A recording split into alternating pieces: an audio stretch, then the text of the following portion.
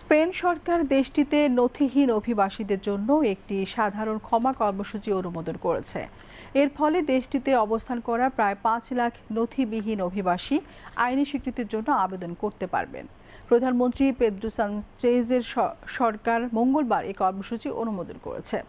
নতুন কর্মসূচিতে বলা হয়েছে, নথিবিহীন অভিবাসীদের মধ্যে যারা সুনির্দিষ্ট শর্ত পূরণ করতে পারবেন তারা 1 বছরের জন্য স্পেনে বসবাস আর কাজের অনুমতির জন্য আবেদন করার সুযোগ পাবেন।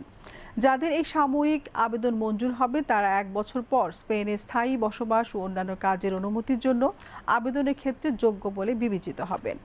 স্পেনের অভিবাসন বিষয়ক মন্ত্রী এলবা সাইজ বলেন, বৃহস্পতিবার থেকে অনলাইনে আবেদনের প্রক্রিয়া শুরু হবে আর 20 এপ্রিল থেকে সশরীরে আবেদন করা যাবে, চলবে 30 জুন পর্যন্ত। স্পেনের জনবৃদ্ধিতে বয়স্ক মানুষের সংখ্যা বাড়তির দিকে রয়েছে। প্রধানমন্ত্রী সানচেজ এই সমস্যার মোকাবেলায় অভিবাসীদের কাজে লাগাতে চাইছেন। তবে স্পেনের বিরোধী দল পিপলস পার্টির নেতা আলবার্তো নেস ফেইহো এটিকে অমানবিক, অন্যায্য, অনিরাপদ এবং অটেকসই একটি পদক্ষেপ বলে মন্তব্য করেছেন। স্পেন সরকারের এই উদ্যোগকে স্বাগত জানিয়েছেন সেখানে বসবাসরত বাংলাদেশি অভিবাসীরা।